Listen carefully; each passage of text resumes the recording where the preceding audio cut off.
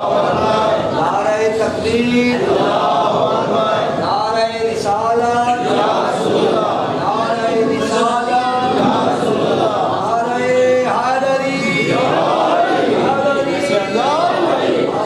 بلند صلوات۔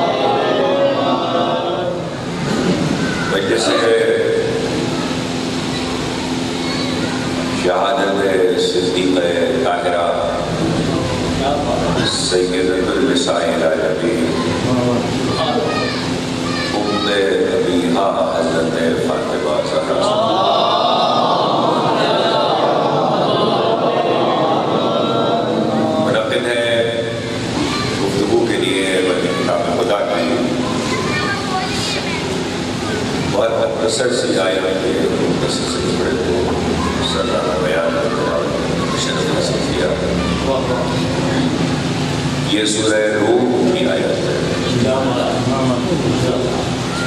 کلام مجید کا 30واں سورہ ہے، اور اس لحاظ سے منفرد سورہ ہے کہ ایک وقت کی سلطنت کے نام پر آیا.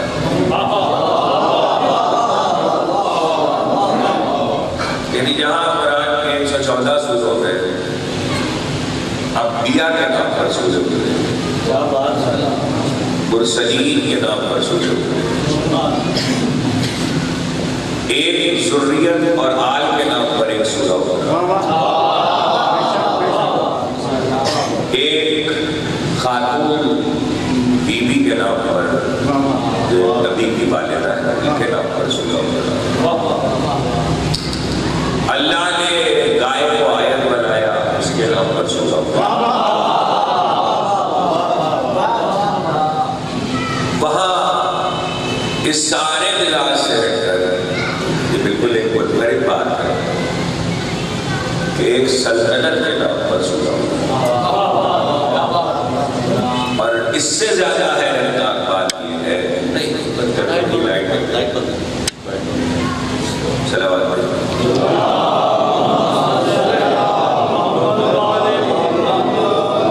کیا سردی ہونے کا مطلب یہ کہ درود ٹھنڈا ہو؟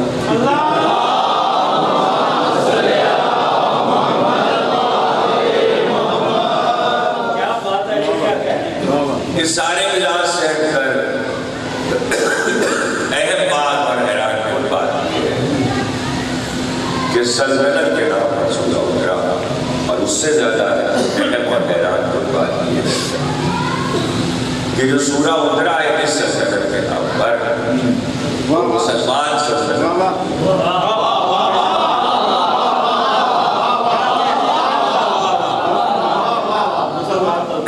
اس وقت کی کلمہ گو سلطنت نہیں ہے. ہاں اہل کتاب تو ہے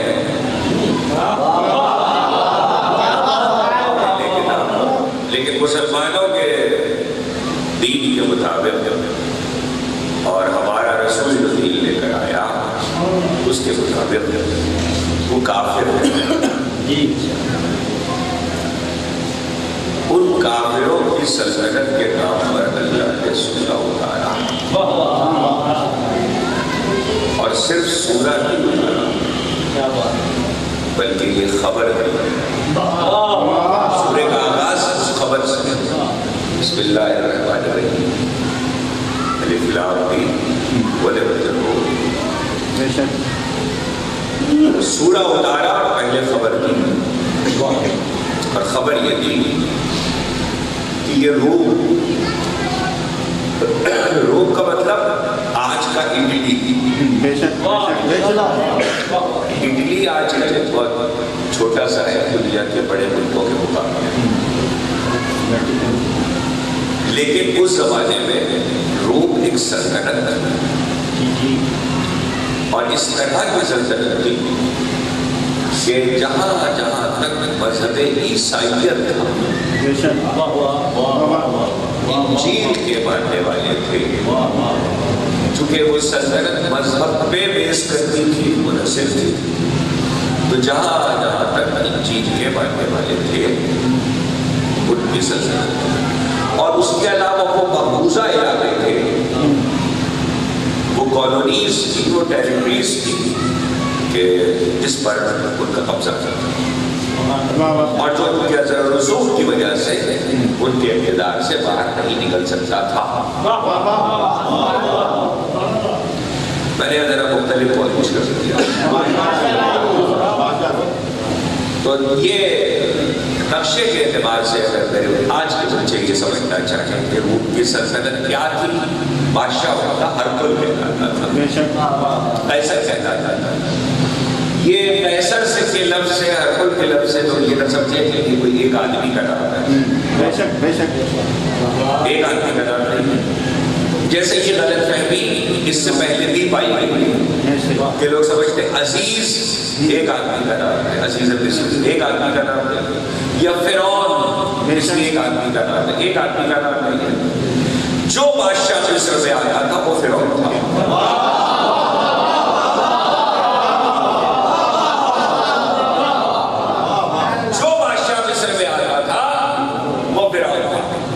اس کا مطلب ہے ایک نہیں ہے فرعون، ایک کے بعد ایک ہے.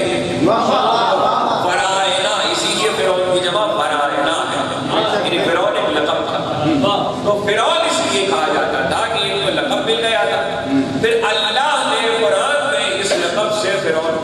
یاد اس لیے کروایا کہ یاد رکھنا وہ شخص جو پہلا فرعون تھا، وہ جو پہلا فرعون تھا، جو بھی رہا ہوگا، اس کا جو بھی نام تھا، اس وقت اس میں گفتگو نہیں ہے، اس کی جو خصوصیات تھی، جتنے ان خصوصیات پہ چلنے والے آئے وہ فرعون ہو گئے۔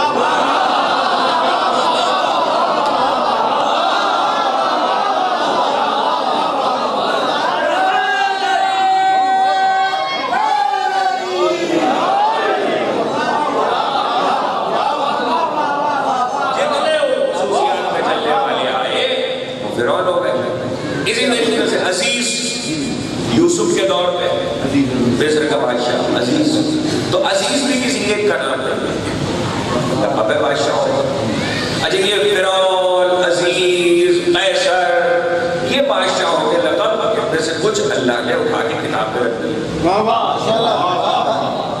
اور فرعون کے معاملے میں تو یہ ہے کہ 8 خصوصیات، 8 میں صفتیں اس لیے کہہ رہا ہوں کہ سمجھانے کے لیے کہہ رہا ہوں، ورنہ صفت کا معاملہ یہ ہوتا ہے کہ اگر اچھی ہو تو خصائل ہوتے ہیں، برے ہو تو رذائل ہوتے ہیں۔ فرعون میں خصائل نہیں ہو سکتے،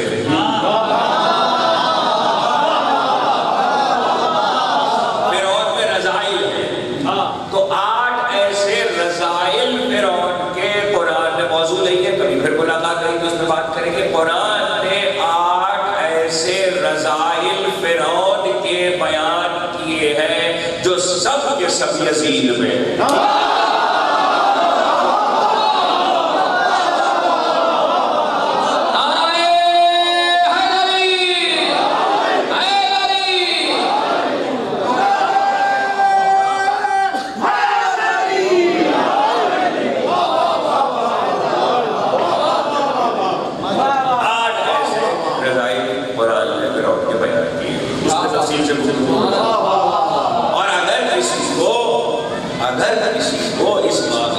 تحفظات ہو، اگرچہ کلمہ پڑھنے کے بعد ریزرویشن قرآن کی بات میں نہیں ہونی چاہیے، لیکن اگر کسی کو ریزرویشن ہو، تحفظات ہو کہ وہ یہ کہے کہ آپ نے ٹھیک ہے قرآن نے تو فرعون کے بیان کیے ہیں، آپ نے کہہ دیا تاریخ سے اٹھا کے یزید میں بھی ہے، میں ہی نہیں کہہ رہا ہوں، حکیم الامت شاعر مشرق حضرت علامہ اقبال رحمت اللہ تعالی علیہ کا فارسی کلیات میں شعر موجود ہے، وہ شعر سن لیجئے۔ وہ عید و قوت از دیار آمد بدین، یہ 2 قوتیں ہیں جو ہر دور میں آپ کو نظر آئے گی، نام بدلے گے، قوتیں 2 ہیں۔ اقبال کہہ رہے ہیں، علامہ اقبال کہہ رہے ہیں، عید و قوت از دیار آمد بدین، موسی و فرعون و شبیر و یزید۔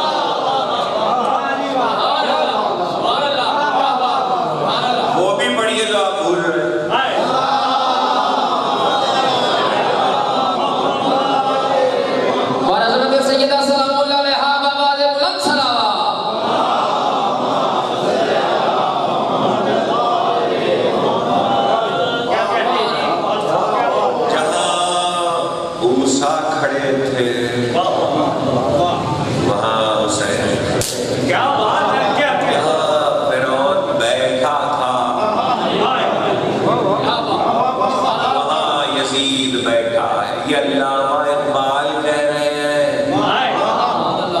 میرے مسلک سے ان کا تعلق نہیں ہے، علامہ اقبال کہہ رہے ہیں اب اگر شب جمعہ میں ہم زیارت پڑھ رہے ہیں، السلام علیکہ یا وارث موسیٰ کلیم اللہ،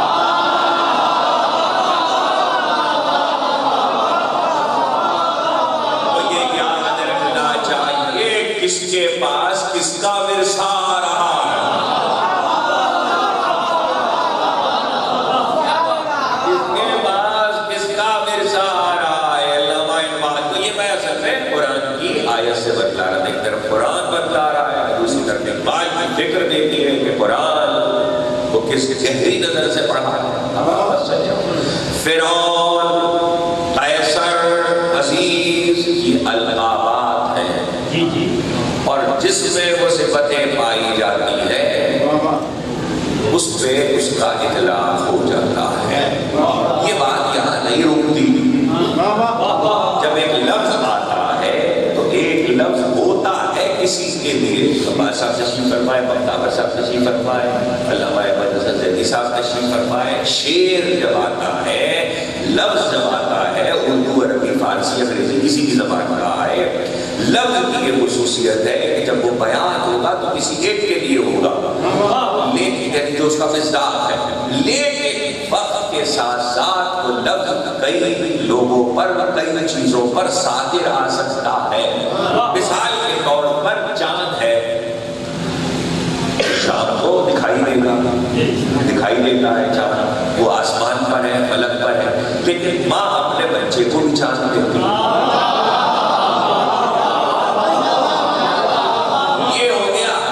اور مجازی معنی۔ کبھی کبھی ایسا ہوتا ہے کہ خصوصیات کے ساتھ لفظ صادق آ جاتا ہے، لفظ نہیں آتا، پوری عبارت صادق آ جاتی ہے، اور قیامت تک کے لیے وہاں پر ایک ہوگی، اگر قرآن تک جائیے، حدیث تک جائیے تو ایک ہوگی تشریح اور تفسیر اور ایک ہوگا مصداق، کہاں تک جائے گا، کس کس پہ اطلاق ہوگا۔ بس سن لیجیے، بسم اللہ الرحمن الرحیم، تبت یدا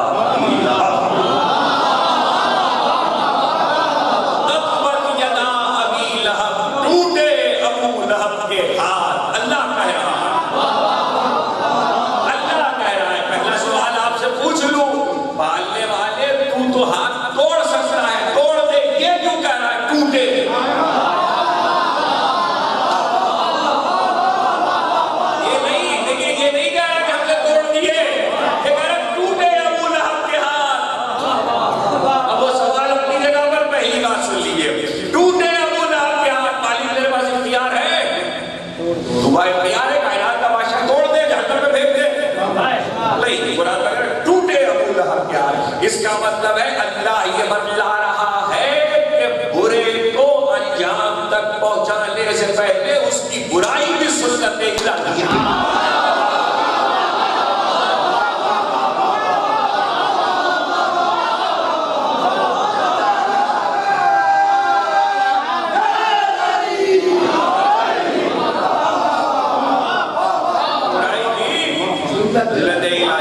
اب دوسرے والی جو لیجئے، دوسری بات کہ آیت ایک ہے، ابو لہب بھی ابو لہب دو نہیں ہے، ابو لہب ایک ہے، جو بھی یہ تاریخ میں تلاش کر لیجیے۔ یہ آپ کا کام ہے، آپ ہم نے کون ہے ابو لہب؟ ابو لہب ایک ہے، مگر صفت کیا بیان، رضائی کیا بیان کہ وہ چونکہ رسول کی شان میں بے ادبی کرتا ہے۔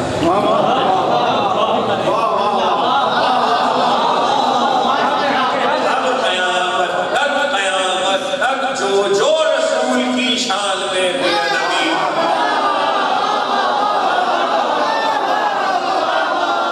معلوم ہوا ہر بے ادب اس بارگاہ میں ابو لہب ہے۔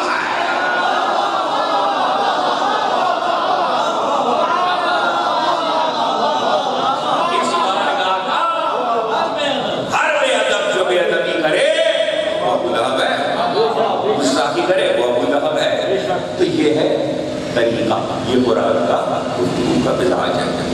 بات اگر بدل گئی تو میں واپس آ جاؤں اس مسئلے پر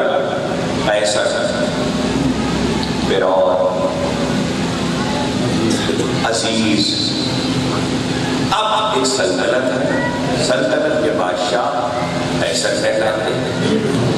روکا یہاں تھا کہ بچوں کو یہ بتلاؤ کہ آج آپ 2021 میں کیسے سمجھیں گے اور سلطنت کیسے. تو یہاں میرے وہ بزرگ بیٹھے ہیں جنہوں نے اگر نہیں دیکھا ہے تو باہر آ وہ مثالیں ان کے پیش نظر ہیں، اور بچوں سے یہ مثال دے دوں گا تو انہیں بھی یاد آ جائے گی کہ بہت دور کی بات نہیں، انہوں نے پڑھا ہے سلیبس میں. اور 70-72 سال 75 سال کو اتنے زیادہ نہیں ہوتے کہ مثالیں لوگ بھول جائیں. ابھی لوگ ہیں کہ اسے نقل ایک دوسرے سے کرتے ہیں، پارٹیشن سے پہلے، قیام پاکستان سے پہلے یہ پورا سب کانٹیننٹ جو تھا یہ برٹش امپائر میں آتا تھا. برٹش امپائر کا مطلب یہ ہے کہ یہاں پر انگلینڈ کی، برطانیہ کی حکومت تھی، اور صرف یہاں نہیں تھی، زمین کے لاتعداد ملک ایسے تھے جہاں برطانیہ کی حکومت تھی. تو ایک محاورہ کہا جاتا تھا برطانیہ کی حکومت کے لیے، بزرگوں کو یاد ہوگا، ان کا سورج نہیں غروب ہوتا. برطانیہ کی حکومت کے لیے محاورہ کہا جاتا تھا کہ ان کا سورج نہیں غروب ہوتا. یہ کیوں کہا جاتا تھا؟ یہ اس لیے کہا جاتا تھا کہ ان کی سلطنت مشرق و مغرب سے اتنی بڑی ہے کہ ایک طرف سے سورج اگر ڈوبتا ہے تو دوسری طرف نکل آتا ہے، اور ان کا سورج نہیں غروب ہوتا. اور اس کے دوسرے معنی تھے کہ وہ سوال نہیں آتا. یہ ساری تمید ہے، اور جانے کس منزل پہ جا کے تمام ہو جائے گی، لیکن اگر یہ پہنچ جائے تو بہت ہے. بتاؤ کہ الہی بتائیے محبت والے. تو جیسے کہ برٹش امپائر تھی بالکل اسی طریقے سے اس وقت سلطنت روم تھی. سلطنت روم زمین پہ لاتعداد علاقہ سلطنت روم میں. اب اللہ نے کیا کہا، یہ روم مغلوب ہو جائے. اچھا غالب ہو جو فتح پائے، مغلوب ہو جس پر فتح پائی جائے. دو سلطنتیں اس وقت کی، ایک ان کی تھی، دوسری سلطنت کی فارس ہے، اور ان کا لقب تھا کسرا. جیسے ایک کا تھا قیصر، ان کا تھا کسرا. تو دو سلطنتیں تھیں. اب یہ بھی ایک تاریخ ہے کہ مکے اور مدینے کے مسلمان جو کلمہ پڑھ چکے تھے وہ یہ چاہتے تھے کہ روم غالب آئے، کیونکہ روم و فارس کی لڑائی تھی، تو وہ چاہتے تھے کہ روم غالب آئے. اور جو کافر تھے وہ یہ چاہتے تھے کسرا غالب آئے. کسرا غالب آئے. جب ہوئی تو پہلے کسرا غالب آ گئے اور روم مغلوب ہو گئے. اللہ پہلے ہی خبر دے چکا تھا، اللہ پہلے خبر دے چکا تھا، لیکن اللہ نے خبر اتنی نہیں دی، اللہ نے خبر پوری دی تھی. اور وہ خبر کیا تھی؟ روم مغلوب ہو جائیں گے لیکن پھر بہت جلدی یہ غالب آئیں گے.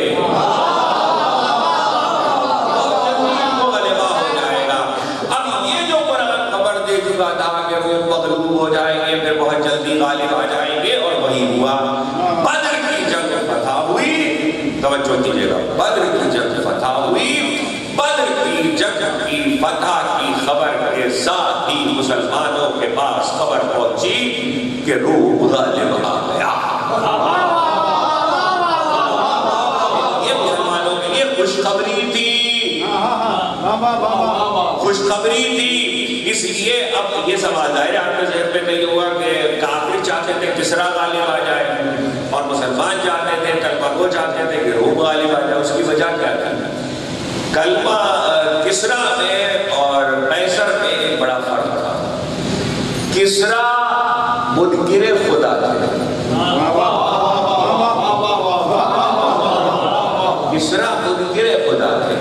قیصر اللہ کو مانتے تھے، نبی کے منکر تھے.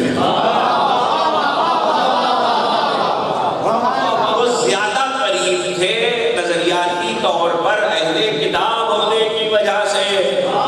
اہل کتاب کا مطلب یہ تھا کہ پچھلی کتابیں پڑھے ہوئے ہیں، تو نئی کتاب آ رہی ہے تو پڑھے لکھے ہیں تو جلدی سمجھ جائیں گے.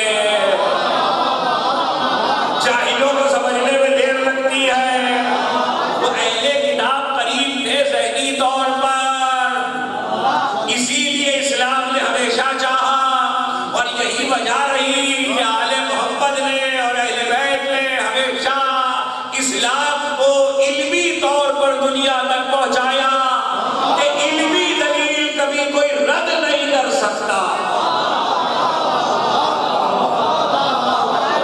صلوات بھیجیے محمد و آل محمد. اب آپ سوچ رہے ہوں گے کہ آخر اس ساری بات سے کیا تعلق ہے اسلام کی تاریخ کا؟ اسلام کی تاریخ کا تعلق ہو نہ ہو، قرآن اسلام میں سورہ اتار رہا ہے، قرآن اللہ روح کی سلطنت کا ذکر کر رہا ہے، اس کے مغلوب ہونے اور غالب ہونے کی پیشن گوئی ہو رہی ہے، خبر دی جا رہی ہے، خوشخبری دی جا رہی ہے. تو ایسے میں کچھ تو ہے نا، کوئی تو تعلق ہے. اب اس کے پیچھے ایک راز تھا، وہ بھی سن لیجئے. ہوا یہ تھا کہ پیغمبر نے، ہمارے رسول نے 70 92 اور اب 140 کے قریب خطوط رسول کے دستیاب ہو چکے ہیں، جو مختلف بادشاہوں کو، علاقوں کو، سلطنتوں کو، قوموں کو لکھے تھے. اور اس میں یہ لکھا تھا کہ تمہیں میں خدائے وحدہ لا شریک کی طرف دعوت دیتا ہوں. وہ جو مباہلہ آپ سنتے ہیں، وہ مباہلہ بھی ایک خط کی بنیاد پر ہوا تھا. رسول نے نجران کے رہنے والوں کو خط لکھا تھا، خط لکھا تھا. پنجاب کی سرزمین پر رہنے والوں کو یہ پتا ہونا چاہیے کہ لاہور سے نقوش کے مجلے میں محمد طفیل صاحب نے پیغمبر پر جو رسول نمبر نکالا تھا، اس میں 90 خطوط رسول کے وہ چھاپ چکے ہیں. ڈاکٹر حمید اللہ، یہاں اگر وہ لوگ بیٹھے ہو جن کا تعلق کتابوں سے ہے، ڈاکٹر حمید اللہ جو اس عہد میں فرانس میں رہتے تھے اور اسلامی دنیا کے دانشور تھے، وہ ایک زمانے میں پاکستان بھی آئے تھے. اور چونکہ وہ اسلامی اسکالر تھے، اس لیے ان سے پریس کانفرنس میں بہت سے سوالات ہوئے تھے. تو ان سے اب یہ بات آگئی تو سن لیجیے. پریس کانفرنس میں ان سے سوال ہوئے، ایک سوال ہوا اور وہ آن ریکارڈ ہے. ڈاکٹر حمید اللہ، میرے مسلک سے ان سے تعلق نہیں ہے، شیعہ مسلک پہ نہیں ہے. ان سے پوچھا گیا کہ قرآن میں ولی کس معنی میں آیا؟ قرآن میں ولی کس معنی میں آیا ہے؟ اچھا، سوال کی بنیاد کیا تھی؟ سوال کی بنیاد یہ تھی کہ اس زمانے میں، یہ جو بزرگ ہے یاد ہوگا کہ اس زمانے میں یہ بڑا مسئلہ تھا کہ یہود و نصارہ کو دوست نہ بناؤ، ولی نہ بناؤ، ولی نہ بناؤ. تو آیت میں چونکہ ولی کا لفظ تھا، میں رک نہیں سکتا، مجھے بہت دور اس مسجد پر جانا ہے تاکہ یہ مطالب مکمل ہو جائے. تو اس میں ترجمہ یہ ہوتا تھا کہ دوست نہ بناؤ. تو ان سے پوچھ لیا کہ آپ رہتے تو فرانس میں ہیں، اسلامی دنیا کے اسکالر ہیں، اور قرآن یہ کہہ رہا ہے کہ یہود و نصارہ کو ولی نہ بناؤ. تو انہوں نے اپنی پریس کانفرنس اور ریکارڈ ہے، انہوں نے کہا قرآن میں ولی کا لفظ دوست کے معنی میں نہیں آیا، سرپرست کے معنی میں آیا.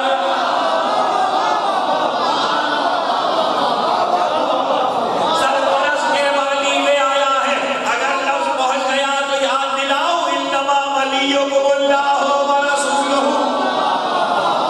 تمہارا ولی اللہ ہے، اس کا رسول ہے، اور وہ صاحبان ایمان ہے جو حالت رکوع میں، نماز میں زکوٰۃ دے رہا ہے.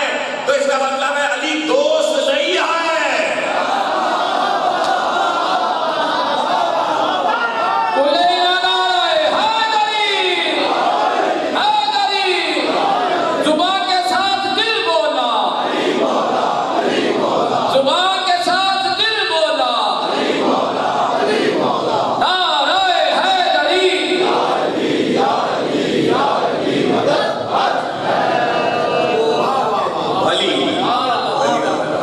ولی اور مولا کے ایک ہی معنی ہے. ولی اور مولا کے ایک ہی معنی ہے. سال میں ایک بار آپ کے آنا ہوتا ہے، بات چھڑ رہی تو ایک جملہ کہہ دوں، بتوفیق الہی بتائی دے محمد و آل محمد. لغتوں میں بہت سے معنی جتنے چاہیے لکھ دیجیے. ولی کے اور مولا کے معنی دوست لکھ دیجیے، چچا زاد لکھ دیجیے، جو چاہیے لکھ دیجیے. مگر رسول نے یہ فرمایا اللہ ہو مولانا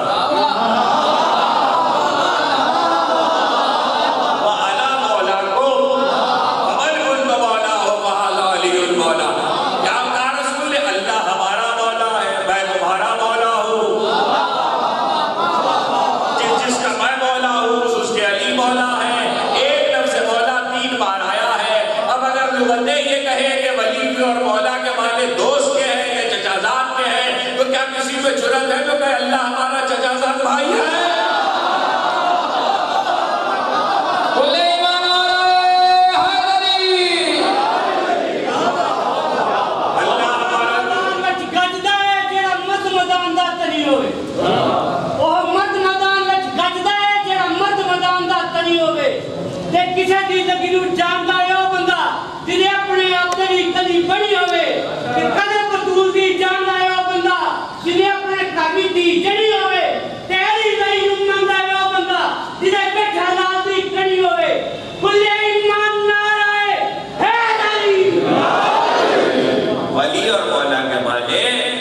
ڈاکٹر عبید اللہ میرا تعلق میرے مسلک سے ان کا تعلق ہے پتا کہ ولی اور مولا کے معنی سرپرست.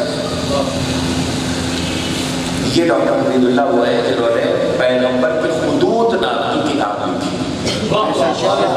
یہ بتلا پیغمبر کی خطوط تو محمد طفیل صاحب نے لاہور میں نگوش نمبر سے جو رسول کو چھاپے ان کی تعداد کم تھی. ڈاکٹر عبید اللہ نے 100 سے زیادہ خطوط باقی دستیاب جو ہوئے اس میں شامل کیے. اب پھر روک رہا ہوں آپ کو. خطوط کس کے تھے؟ نبی کے. کس کو لکھے گئے تھے؟ مختلف بادشاہوں کو. پھر بھی اگر میں کہوں نبی نے لکھا تھا نہ پڑھا تھا.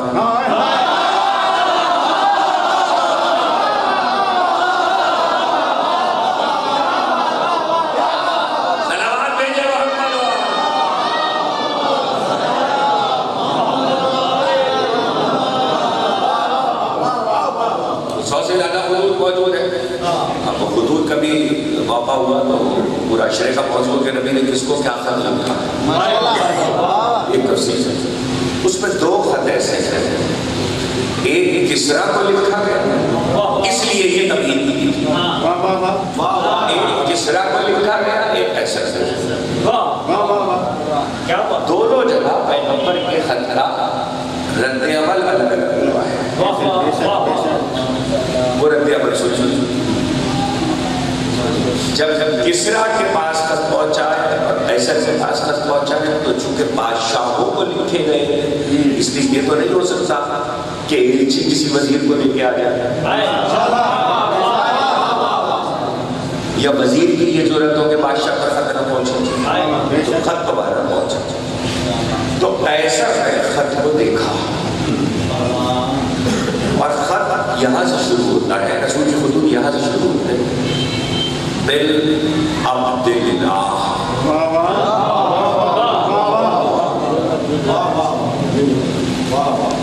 اور پھر رسول اللہ اور پھر رسول اللہ. نام کو بتاؤ کو ضرور پڑھنا پڑے گا.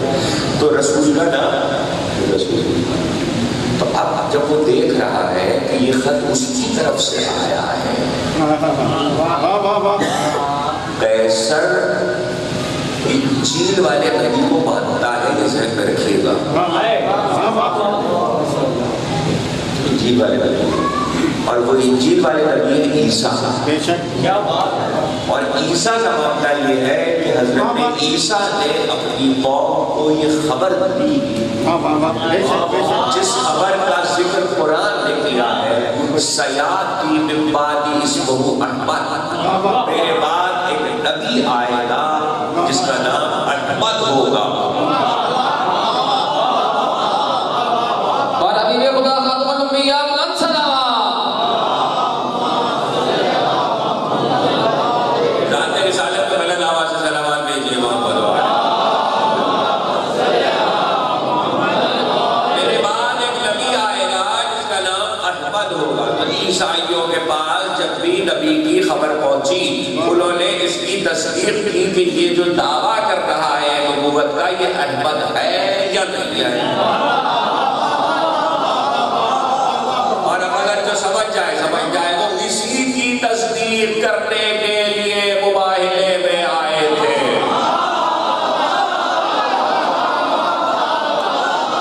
کہ یہ احمد ہے. یہ اسی طرح نجران والوں کو گیا تھا وہ بھی عیسائی تھے مگر یہ بادشاہ کو گیا تھا تو وہ کتابیں پڑھا ہوا تھا. مگر میں رک گیا تو ایک بات اور بتا دوں چونکہ کتابوں میں رعد پڑھا ہوگا تو ان کا نام سنا ہوگا. سورہ روم کی بات کر رہا ہوں, مولانا روم کا حوالہ نہ دو.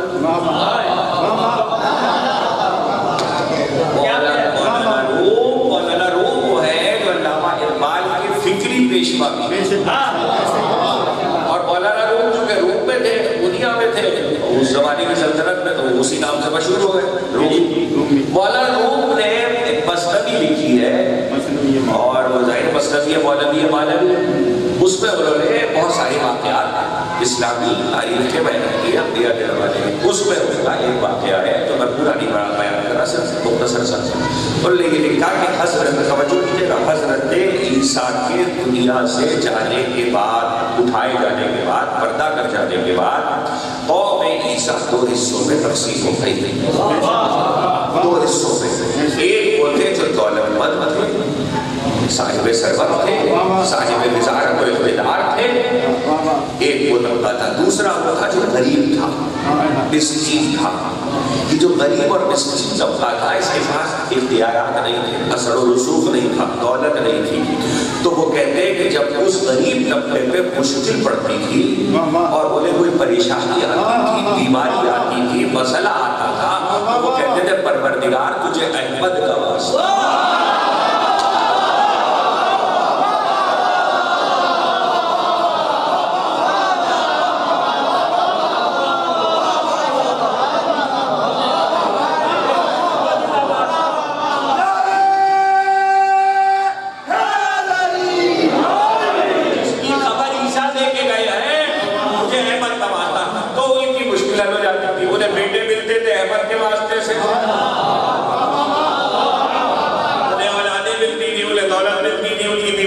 ہو جاتی تھی. آپ نے دیکھا کہ رسول کے آنے سے پہلے بھی نام رسول, وجود رسالت نہیں, نام رسالت. تو مولانا روم نے کہا جس کے نام کا یہ فیض ہے, اس کے وجود کا کیا فیض ہے.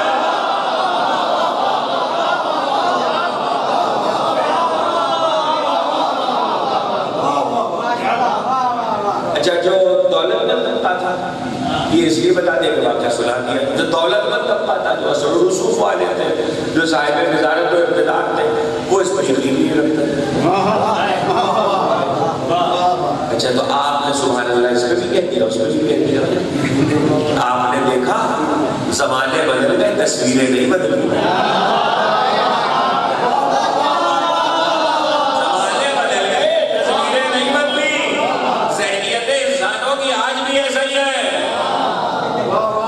کچھ لوگ ناموں پہ یقین رکھتے ہیں, کچھ لوگ نہیں رکھتے, کچھ پکارتے ہیں, کچھ نہیں پکارتے. نتیجہ کیا ہوا؟ نتیجہ یہ ہوا کہ وہ جو نہیں پکارتے تھے اور وسیلہ نہیں سمجھتے تھے, آہستہ آہستہ ان پہ زوال آ گیا, ان کی دولتیں ختم ہو گئی. یہ جو پکارتے تھے ان کو عزت مل گئی. نام احمد کا فیض کو روکا ہے آپ کو اس منزل پر. تو اب وہ قیصر کے پاس خط پہنچا, اس نے خط کو پڑھا. اب ظاہر ہے کہ خط آیا ہے ایک ایسے کی طرف سے, اس میں لکھا ہے کہ اللہ کا رسول ہوں, اور اسے تصدیق کی گئی احمد ہے. ہمارے اس نے کیا کیا, خط جب اس کے پاس پہنچا, اس نے خط کو پڑھا.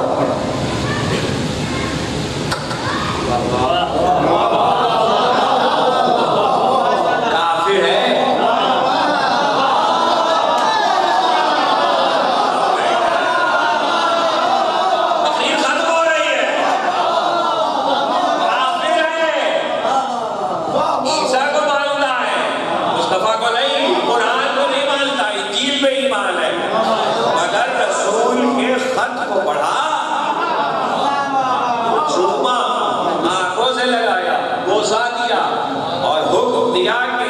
سلطنت کے خزانے میں رکھا جائے. وہ خط آج بھی 2021 1442 میں وہ خط آج بھی کرسچینٹی کے سلطنت کے خزانے میں محفوظ ہے روم پہ.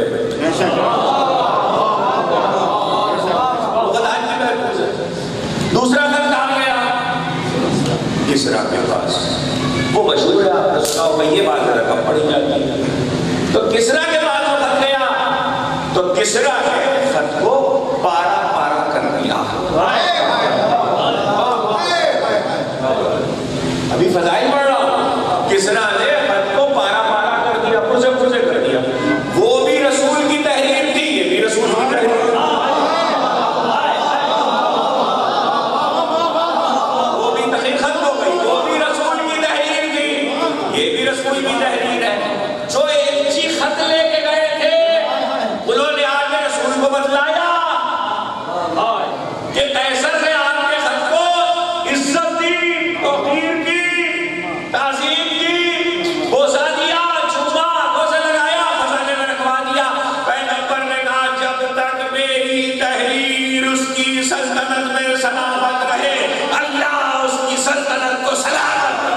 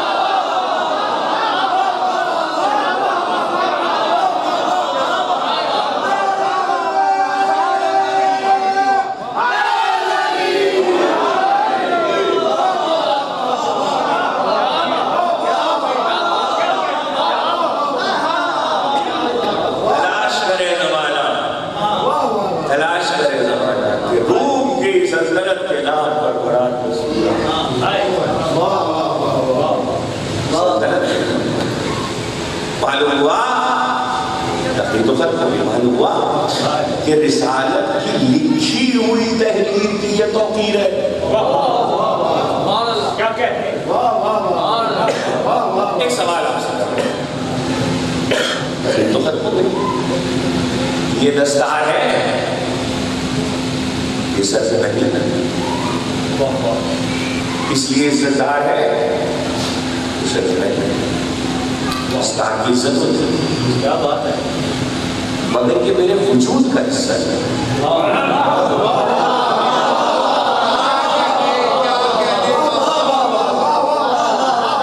یہ دستار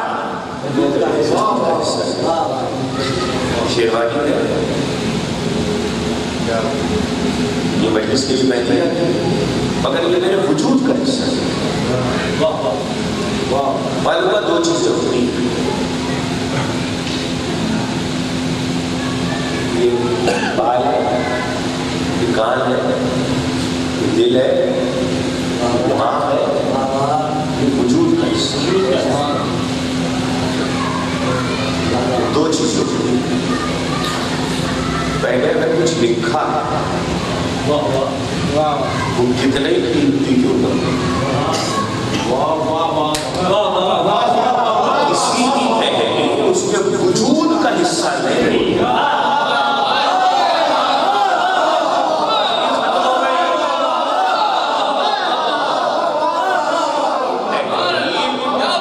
اس کے وجود کا حصہ نہیں ہوتی, بس یہی بتلانا ہے, یہی عرض کرنا ہے کہ جب رسول کی تحریر کی یہ عزت ہے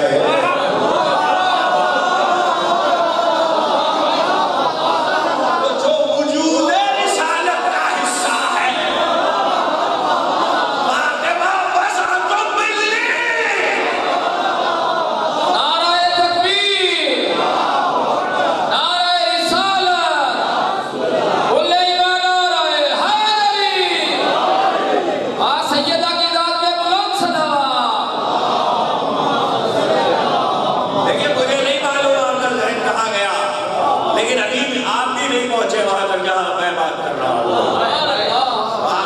سیدہ کہہ دو تحریر کی عزت، لیکن سیدہ فاطمہ بزن تو ملی تو فرق کیا ہے؟ بس یہ فرق یاد رکھیے، مصطفیٰ کی تحریر کو دوسرے دیکھ کر عزت کریں گے، اور فاطمہ وہ ہے کہ وہ آئے گی تو رسول خود اٹھ پڑے گا۔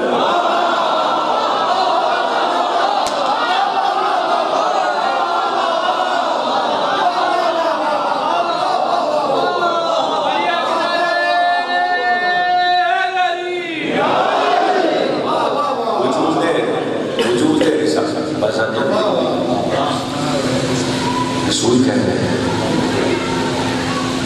آتی ہے بیٹی آتی ہے تو کھڑے ہو جاتے ہیں، ابا بچھا دیتے بیٹھ جاؤ، زہرا بیٹھ جاتے، نبی کھڑے ہوئے، یہ ادب ہے زہرا جو زمانے کو سکھایا ہے۔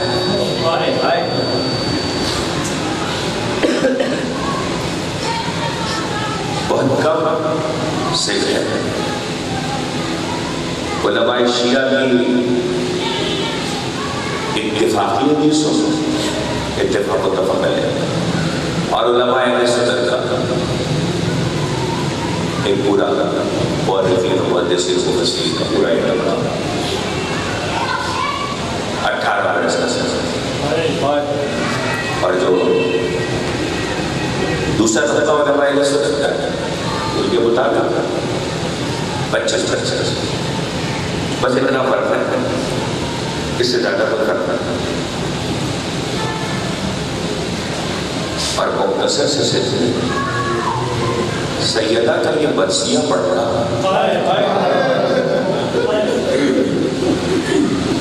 صحبت علی مسائل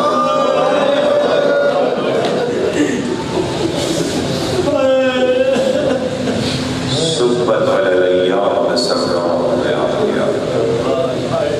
بابا آپ کے بعد فاطمہ پہ وہ مصیبتیں پڑی کہ اگر دنوں میں پڑھتی تو راتوں میں بدل جاتے، فہرست بنانا وہ مشکل ہے کہ کیا کیا مصیبتیں پڑی، مگر مصیبتوں پر ذکر سننا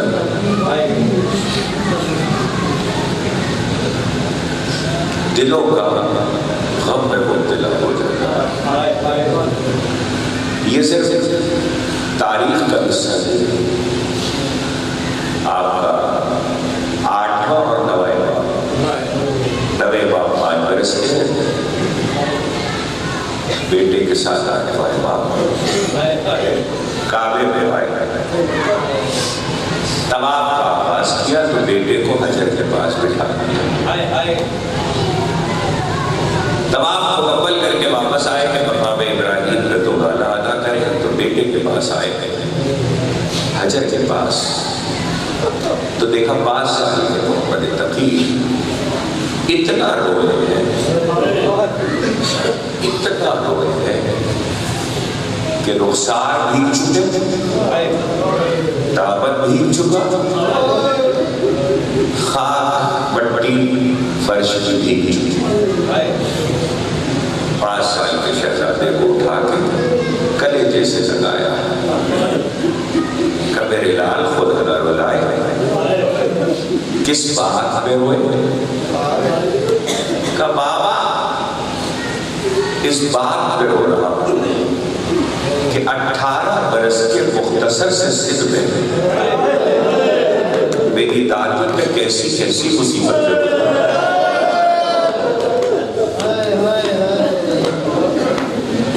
خدا آپ کی آوازوں پہ رحمت نازل کرے، خدا آپ کی آنکھوں پہ رحمت نازل کرے۔ سیدہ کو جیسے آپ کے آنسو پسند ہے، ایسے کلیے کی بلند آوازیں بھی پسند ہے۔ آپ کا کوئی امام ایسا نہیں ہے جس نے یہ نہ کہا ہو جب ہماری مصیبت پہ رونا تو چیخ مار کے رونا، ایسے رونا جیسے بوڑھی ماں جوان بیٹے کے لاشے، ایسے رونا جیسے ہماری مظلوم دادی اپنے لال کو روتی۔ اور آج ذکر زہرا میں تو مجھے یہ کہنے کا حق ہے کہ جب امام یہ کہہ رہے ہیں ایسے رونا جیسے ہماری مظلوم دادی اپنے لال کو روتی ہے، تو زہرا کی مصیبت تو وہ ہے جس پر علی جیسا صابر بھی چیخ مار کر رویا۔ خدا آپ کی آوازوں پہ رحمت نازل کرے، فاطمہ کو غسل دیتے ہوئے معصوم کو معصوم غسل دیتا ہے۔ وصیت بھی تھی زہرا کی، فاطمہ کو غسل دیتے ہوئے علی چیخ مار کے روئے۔ اس وقت تو کسی کی جرأت نہ ہوئی۔ برسوں کے بعد اسما نے پوچھا، مولا بڑے بڑے معرکے سر کیے، اے فاتح خیبر سیدہ کو غسل دیتے ہوئے کیوں چیخ مار کے روئے؟ کہا اسما پہلو شکستہ،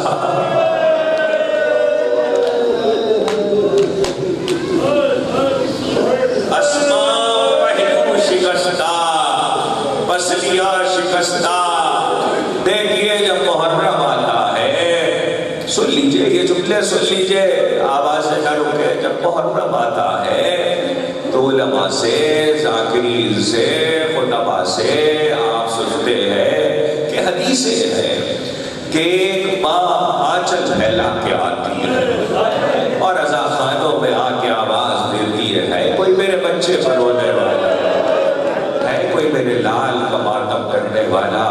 یہاں تک تو حدیثیں ہیں، روایتیں ہیں، کتابوں میں ہے، مگر جو اگلا فقرہ کہہ رہا ہوں حدیث تو کوئی نہیں ہے، مگر میرا دل کہتا ہے جب زہرا کی شہادت کی تاریخیں آتی ہوگی تو شاید حسین رضا خانوں میں آ کے کہتے ہو ہے کوئی میری ماں پہ رونے والا،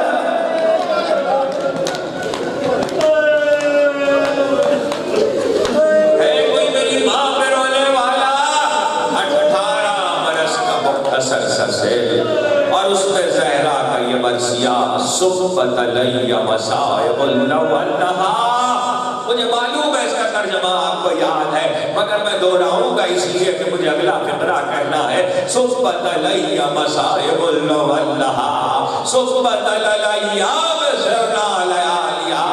بابا آپ کے بعد فاطمہ پہ وہ مصیبتیں پڑی، اگر دنوں پہ پڑتی تو راتوں پہ بدل جاتے، اگر پہاڑوں پہ پڑتی تو ریزہ ریزہ ہو جاتے۔ عزاداروں مجھے اتنا کہنا ہے کہ علی کی بیٹی زینب شام غریبہ سے لے کے کوفہ، کوفے سے زندان شام، کیا کیا نہ مصیبت پڑ گئی، وہ ام المصائب ہو گئی، مگر زینب نے یہ مرثیہ نہیں پڑھا۔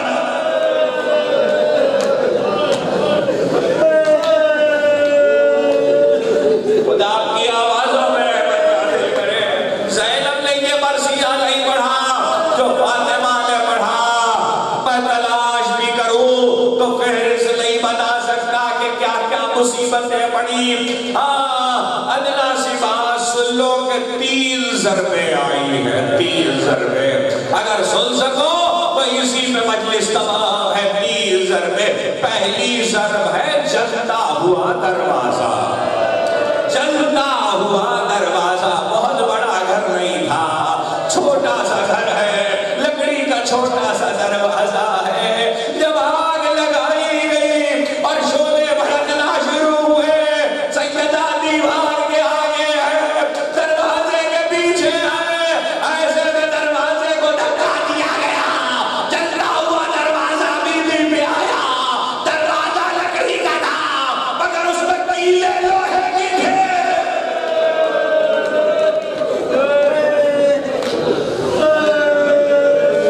خدا آپ کی آوازوں پہ رحمت نازل کرے، خدا آپ کی آنکھوں پہ رحمت نازل کرے۔ ایک ضرب بدلائی ہے، دوسری ضرب سنو گے، دوسری ضرب ہے تازیانہ۔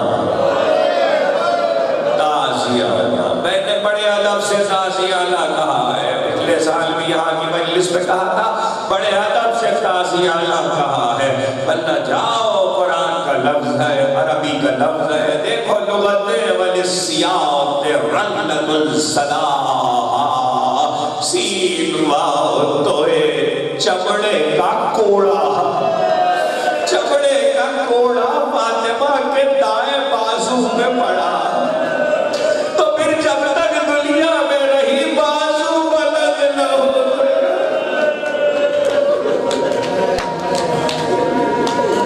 جب تک دنیا میں رہی بازو بلند نہ ہو سکا. ہاں اتنا ملتا ہے تمام حدیثوں میں، اور اس کی اہمیت زمانہ سمجھے.